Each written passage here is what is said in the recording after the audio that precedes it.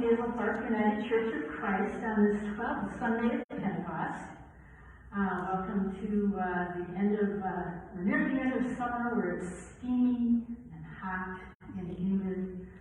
Who's going to the state fair? Taking an informal poll, okay. Renaissance Festival, okay. Other social engagements, yes. Get it all in before Labor Day. So my name is Mary Russell, and I'm filling in for Reverend Sarah today, who's on sabbatical. I'm one of a group of 4 who have been rotating through the pulpit over the summer, including Sherry Nelson, Reverend Sherry Nelson, Reverend Bill Klima, Alicia Richardson, and myself. We're so happy that you decided to join us this morning, both online and in person. We had our internet go out last night, so they'll be here today at 11. Whoops, not in time for service. We're live streaming using Kristen's iPhone. So it's great to have the social media coordinator who can respond and be flexible and adaptable as we move along here. So I just have one announcement this morning. On this Thursday, we'll have the Twin Cities Mobile Market here. Those of you who might know, the mobile market offers deeply discounted groceries. It's fresh produce and other items that you can pick up that will be parked in the parking lot. So spread the word if people are looking for a way during these times where, quite honestly, inflation has made the cost of living really kind of tough. So spread the word on that one. Are there any other announcements this morning? All right. Okay, well, I trust that you have a bulletin in hand, and those of you who are going via live stream, you can download the bulletin. You would have gotten that in constant contact or on Facebook. So it can help you follow along. And what we're going to do today is when we look at the items in the bulletin are for you to speak with one voice. Those items where there's an asterisk is our cue for all the congregation to stand. And with that, I invite you to stand as you are able to begin with our call to worship. We who have risen to embrace this day, we who are weary in body and spirit, all are welcome in the sacred place. We who know the abundance of life, we who are left impoverished by harsh realities, all receive a sustaining measure of God's love. We who are strong in mind and soul, we who are challenged by illness of many kinds, all are whole in the Spirit of God. We who have a voice and the strength to use it, we who whisper prayers in our hearts, all are invited to worship the God of love. Come, for you have a place of honor in the heart of God. And together let us say our opening prayer. We give thanks, gracious God, that you invite us and all people into your presence, to feast at your table, to share together as equals, and to welcome one another. Keep us ever mindful that it is by your grace that we are welcomed here. May we never do anything to suggest that others of your children are less worthy of your grace. Amen. Our opening hymn can be found on page 5 of the bulletin. Will you come and follow me?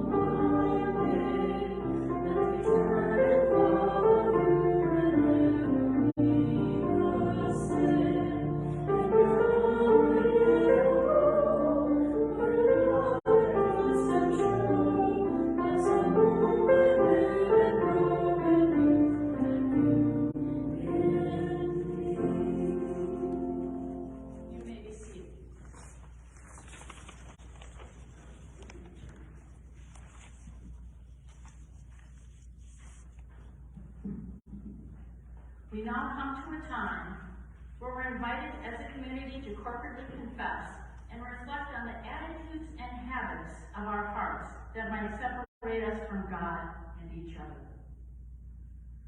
God, sometimes we say, I'm too busy, to invitations to kindness, indebted, pitied, or rubbing elbows with those who make me uncomfortable.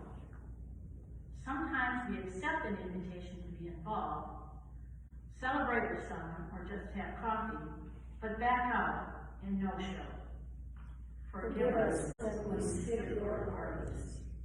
God, sometimes we are imperfect guests, wanting to be the center of attention, and other times we insist on being the host, giver, the one in control, receiver of praise and gratefulness. Forgive us when we fail in gratitude or generosity. Amen.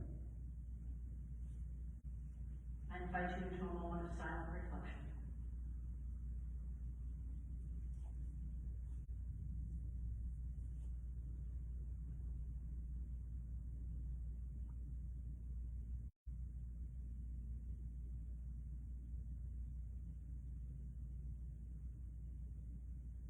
And together, let us say these words of assurance.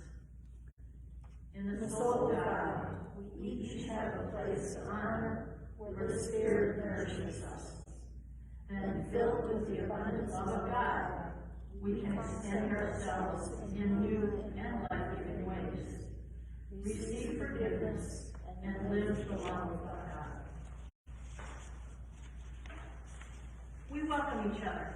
We welcome the stranger. We welcome all who come as Christ welcomed everyone, no matter what their background, no matter what their social status. As Christ welcomed enemies and friends, outcasts and leaders, foreigners and neighbors, let us open our hearts and homes and lives. Let us be Christ to everyone we meet. As we pass the peace of Christ with each other, we look into the eyes of the other and know we are enough. In passing a peace, may the God within me greet the God within you. And may the God within me greet the God within you. So let us share peace of Christ with each other in whatever ways more comfortable: handshake, waves, peace signs, elbow bumps. Feel free to get up, move around a little bit, or just wave to people across the pews, whatever works.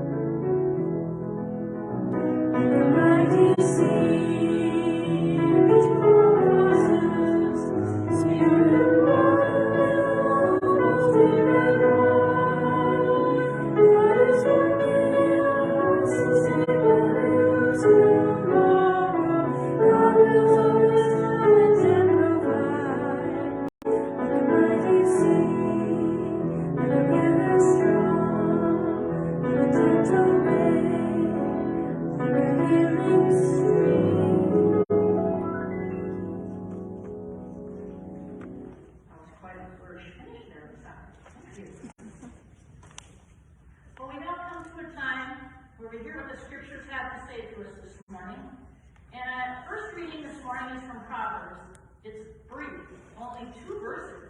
And as is typical in the genre of proverb, it is fairly straightforward. We are invited to consider the picture of a person who wisely does not exalt oneself in the presence of someone who is greater. The content in this particular verse underscores our next text for the day, which is from Luke chapter 14. In the 14th chapter of Luke, Jesus is continuing his journey towards Jerusalem. He is on a mission. Many, including his disciples, have been on this pilgrimage with Jesus, as he's healed folks and taught valuable lessons, often through parables. By the way, Luke has the most parables in all of the 4 Gospels. Today is no exception. We hear God's call to authentic community as Jesus paints a picture of an open table where all are invited and where all are included, and where there is enough for all. And I want to thank you, Lane, for reading for us this morning.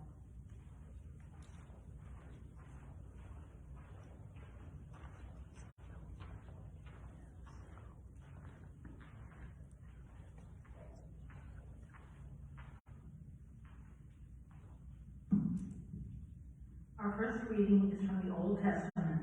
Hear these words from Proverbs, chapter 25, verses 6 through 7. Do not put yourself forward in the king's presence, or stand in the place of the great, for it is better to be told, come up here, than to be put lower in the presence of a noble. A reading from the New Testament is from the Gospel of Luke, chapter 14, verses 1 and verses 7 through 14. Humility and hospitality.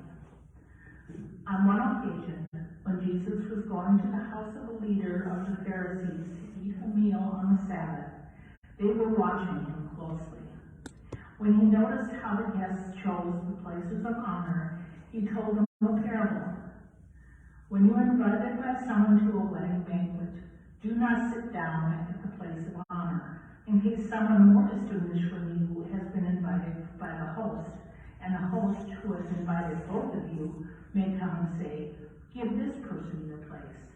And then, in disgrace, you start to take the lowest place. But when you are invited to go and sit down in the lowest place, so that when the host comes to you, may say to you, friend, move up higher, then you will be honored in the presence of all who sit at the table with you.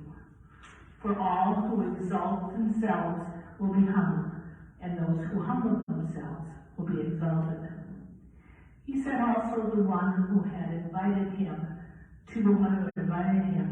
when you give a luncheon or a dinner, do not invite your friends, or your brothers and sisters, or your relatives, or rich neighbors, in case they may invite you in return, and you would have been repaid.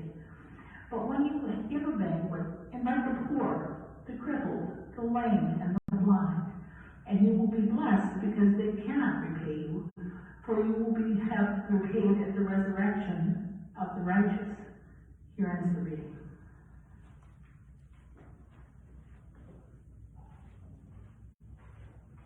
Thank you, Lynn. Sometimes when you're preparing for worship, you realize that you don't have a reader. And you're like, gee, honey, you wouldn't mind reading on Sunday, would you? I guess that's what it's like being a spouse of a preacher, not a reverend. Or That's right. a preacher's kid, right? Always called into action. The readings for today are more than a Miss Manners lesson on how to behave in social situations. Joy Moore, professor of biblical preaching at Luther Seminary, states, the message in these 2 texts is not about etiquette, but it is about the ethics of God. Yet it is important to understand the social customs of the time in order to truly hear and fully appreciate the messages contained in Jesus' parable and the text from Proverbs. According to an article in the Christian Century written by Professor Craig Keener, ancient Mediterranean male urban culture featured heavy competition for status, a competition often reflected in seating arrangements, including where someone sat in the synagogue and at banquets. Normally, a host would invite peers or people of somewhat lower status to these events. To refuse such an invitation without a good cause would insult the host's dignity. But guests were also protective of their dignity. The most prestigious positions were nearest the host. Sources from this period are full of complaints from guests who felt dishonored and disrespected and just plain dished because they were given less prestigious places in banquets than they felt they deserved. Although the complaints are most obvious in Roman sources, the Dead Sea Scrolls and other Jewish sources illustrate that seating people according to rank was a Jewish custom as well. In fact, the practice of seeking honor has been around for a long time. Do not stand in the place of the great, Proverbs warns, for it is better to be told, come up here, than it is to be put lower in the presence of a noble. Jewish sages had long urged humility, but people of status were more often moved by social mores and the congratulations offered by others. Ann Stewart from Princeton Theological Seminary also encourages us to look beyond the social advice contained in the text from Proverbs. These verses are part of a collection of proverbial sayings that offer practical advice to those who aspire to serve in a royal court. Their counsel is rather straightforward, advising the savvy courtier will not presumptuously seat himself higher than his station, but will wait to be summoned to a place of honor.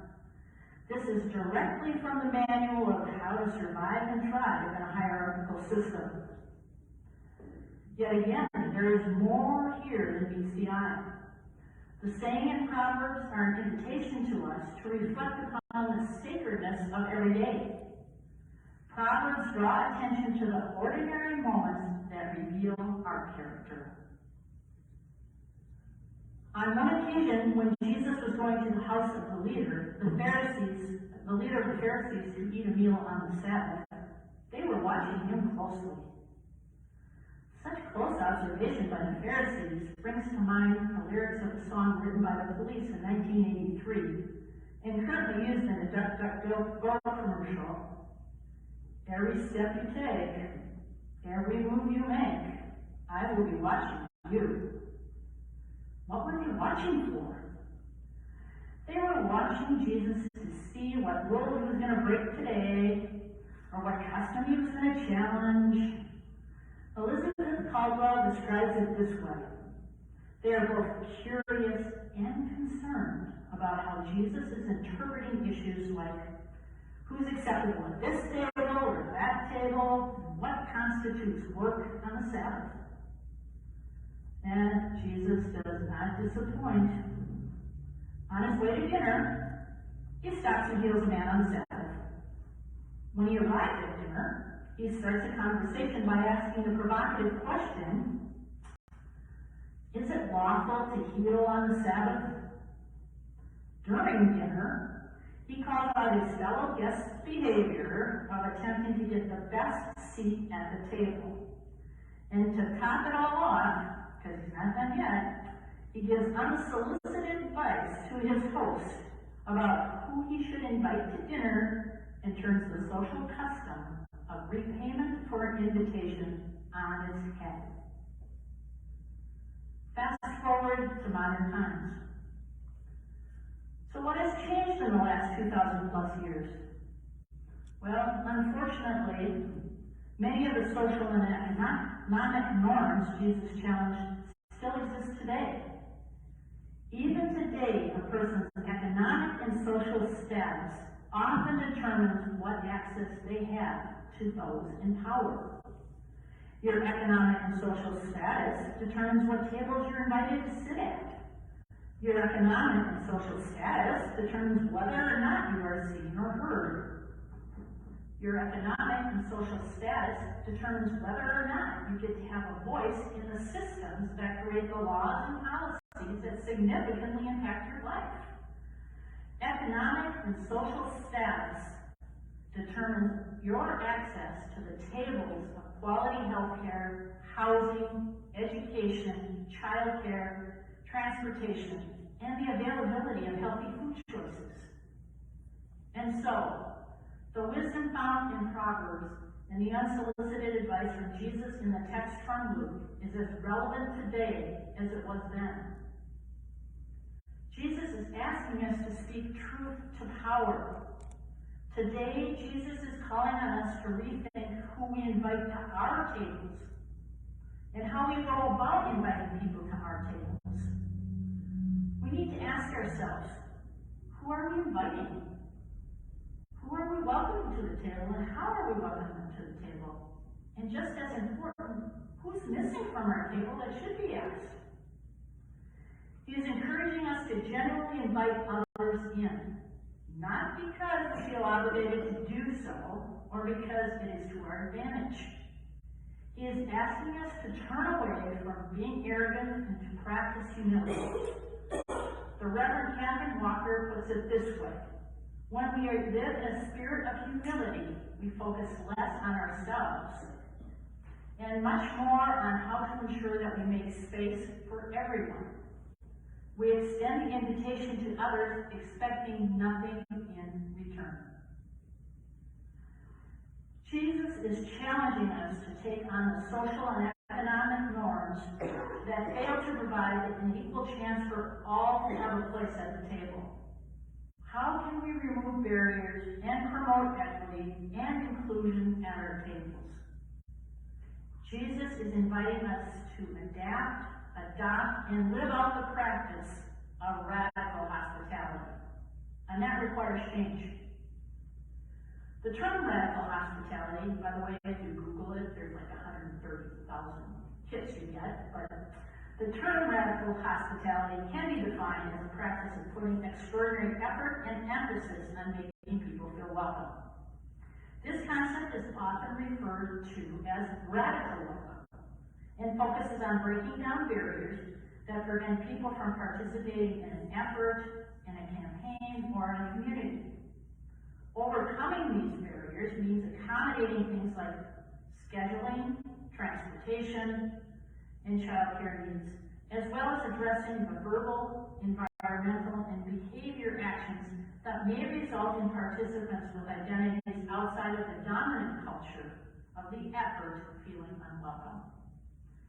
In our American individualistic culture, it is arguably a hard concept to put into action. It is not a natural default. And in our institutional settings, there are actually laws and rules which preclude radical hospitality. Ryan Dunn, an ordained deacon in the United Methodist Church, offers this view. We extend radical hospitality when we include people within a community without an expectation that they will fully conform to it.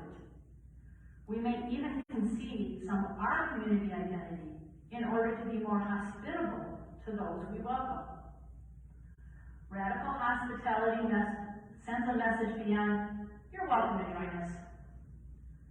It says, we see you and want to join you wherever you are. In short, radical hospitality doesn't just ask, do you want to be with us? You want to sit at my lunch table? It says, how can we be with you? It's an invitation with no strings attached. And so, I invite us to take up Jesus' invitation to engage in radical hospitality, to move forward toward a time described by Carrie Morrison, who works with the mental health community in Los Angeles County, when one might say, I am seen, I am heard, I am not forgotten, and left to drift through the system. I am a person with work and plans and purpose. I am equal. My relationships with people are horizontal, not hierarchical. I am part of the community. I have a place to live where I feel safe. May it be so. Amen.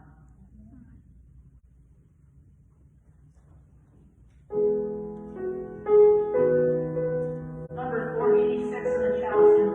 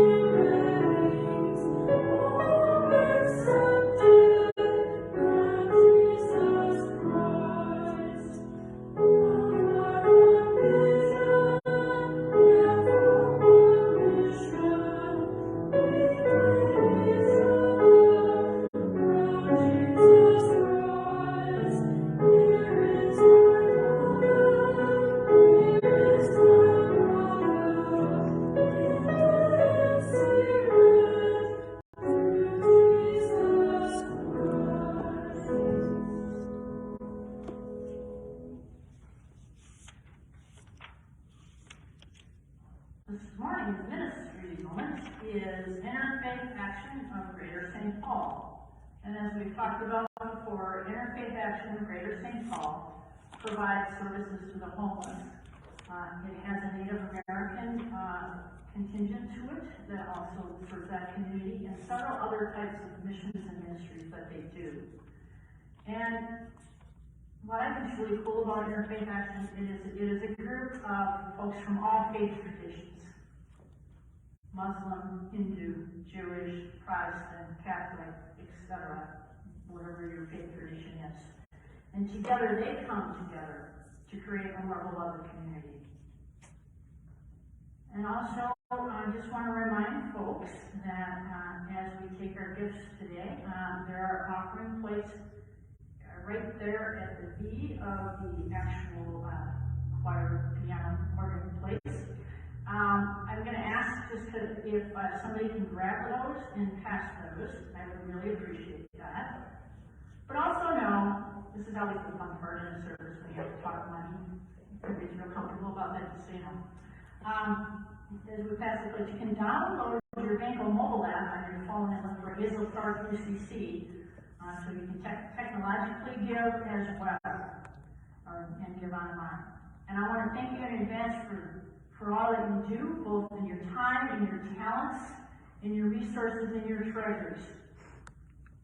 As we give thanks by singing Give Thanks on page number 528.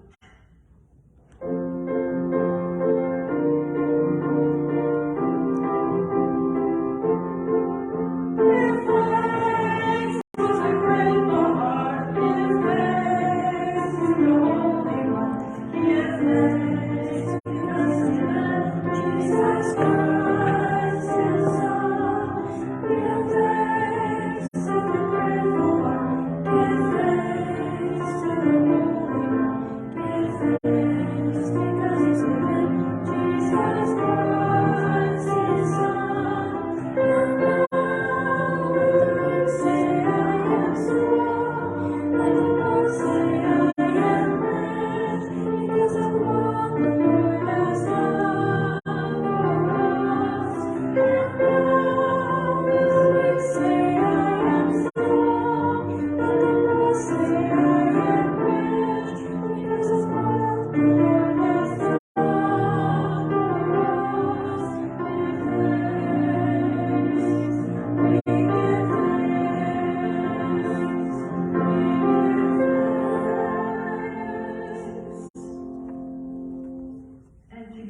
let us say our prayer of dedication. God, we bring these gifts and our response to your invitation. In this giving, we find ourselves not lessened, but newly joyful, truly honored, and deeply fed by your blessing. Amen. You may be seated. Now comes a time for us to lift up our joys or concerns that you might have, either spoken or unspoken. So does anybody have anything they want to bring forward around joys or concerns this morning?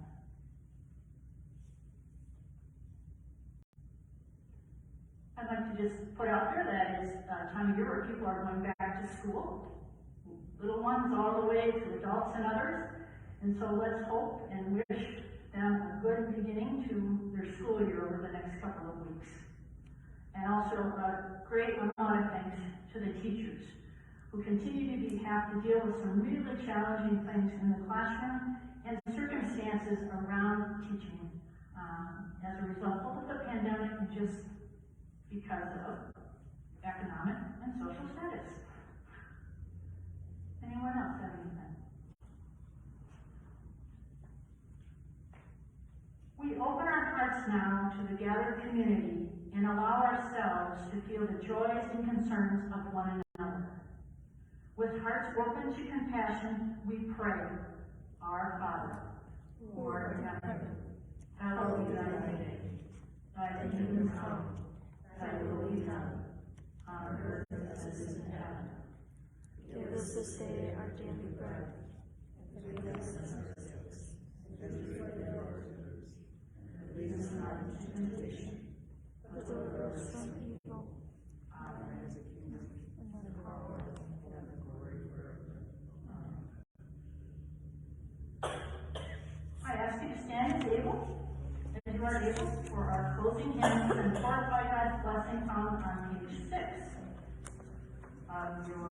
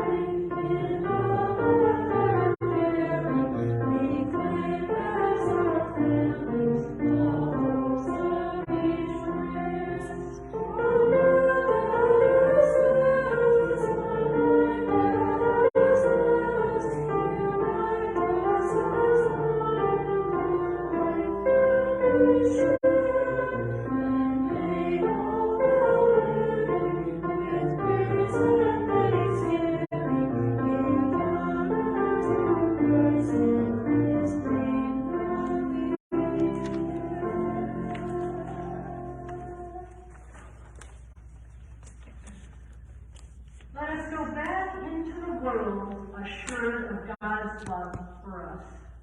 Let us go back into the world with joy and energy, and let us go back into the world extending radical hospitality to create God's beloved community.